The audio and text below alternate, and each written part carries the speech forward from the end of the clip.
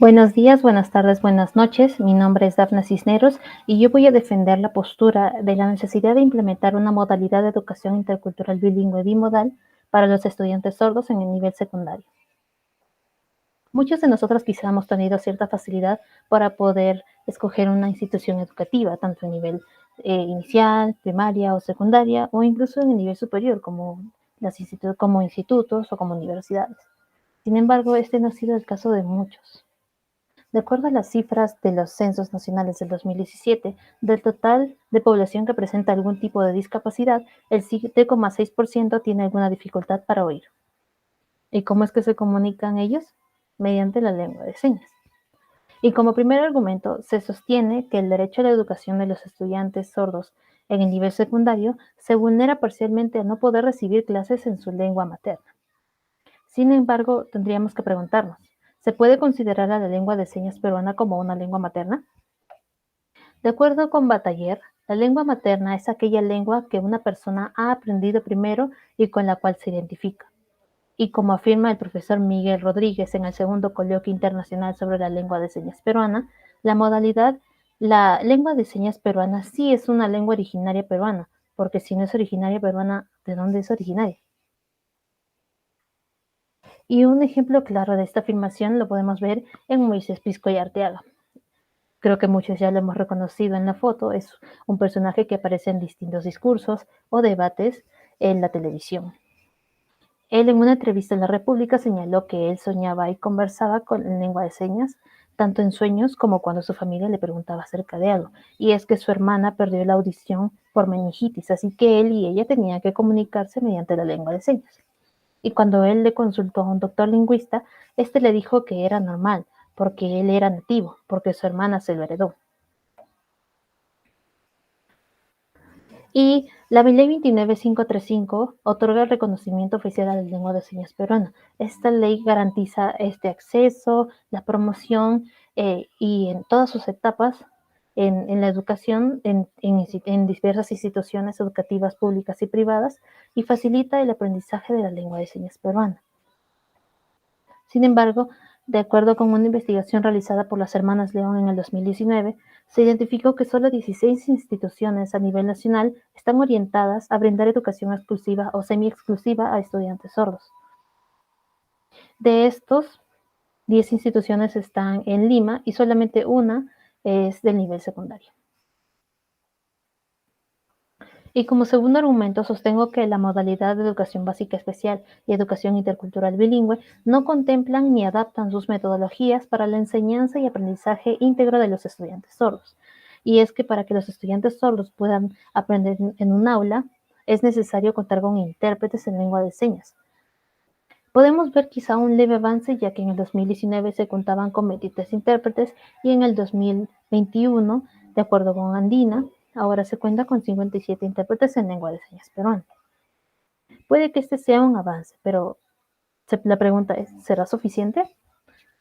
De acuerdo con el censo escolar del 2018, se registraron 5.231 estudiantes con hipoacusia y sordera total. Y esto en la cantidad de estudiantes sordos matriculados en instituciones educativas de educación básica regular, podemos ver una clara distinción en cuanto a los matriculados. En el nivel inicial se cuenta con 134 estudiantes, en el nivel primario 587. Sin embargo, en el nivel secundario solo se cuenta con 350 estudiantes. ¿Por qué? Esto puede evidenciar una falta de instituciones educativas que tengan las condiciones necesarias para poder atender a este sector de la población. Además, de acuerdo con una supervisión realizada por la Defensoría del Pueblo, solo el 4% en instituciones públicas y privadas mencionaban que sí contaban con intérpretes en lengua de señas para sus estudiantes sordos. Además, el 28% señaló que sí es posible rechazar a un estudiante sordo si es que no se contaba con un intérprete en lengua de señas peruana.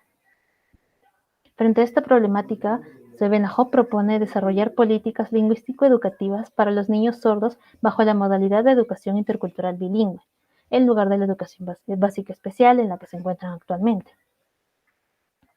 Y es que debido a esta educación que se podría brindar en castellano y en lengua de señas, que se pasaría a llamar educación básica, educación intercultural bilingüe bimodal, podríamos tener un mayor aprendizaje tanto en castellano como en lengua de señas para los estudiantes sordos. Y un claro ejemplo se puede visibilizar en el proyecto desarrollado por docentes de la Pontificia Universidad Católica del Perú, MISOR. Eh, Al principio, ellas reunieron a un grupo de estudiantes sordos y ellas les iban a enseñar tanto en castellano como en lengua de señas. Al principio se visibilizó un rechazo evidente al castellano, un vocabulario limitado en castellano y en lengua de señas, y poca confianza en ellos mismos y en sus capacidades. Y a través de un trabajo arduo, acompañado con la ayuda de distintos familiares y de buscar el aprendizaje constante en ambas lenguas a través de cualquier noticia o cualquier motivo, al final se mostraron resultados mucho mejores en comparación con como habían llegado antes. Se presentó una mayor aceptación hacia el castellano, un mayor vocabulario en castellano y en lengua de señas, mayor confianza en sí mismos, ya que esta vez ya participaban cuando las profesoras preguntaban y ya no como al principio cuando ni siquiera querían participar porque creían que no sabían. También hubo un descubrimiento de talentos, ya que se vio que incluso uno de los estudiantes era muy bueno en matemáticas y un mayor aprendizaje en lengua de señas para los familiares también, ya que estos buscaron aprender la lengua de señas para poder comunicarse con los estudiantes. En conclusión, primero vimos acerca de una falta de instituciones educativas para la enseñanza de los estudiantes sordos, una vulneración de un derecho básico y fundamental del que no gozamos todos debido a que no se cuenta con esta implementación de educación necesaria para los estudiantes sordos. Y hay una necesidad de una reforma educativa para adaptar las clases para la educación de estos estudiantes. Y como vimos, la propuesta de Cebejo puede funcionar, ya que en MISOR la pusieron en práctica y sí funcionaba. Y debemos recordar que no son simples datos en un cuadro estadístico. Ese 7,6% no es un dato ínfimo dentro del 100%. Son personas que necesitan que se les reconozca un derecho básico, universal y fundamental como es el de la educación. Gracias.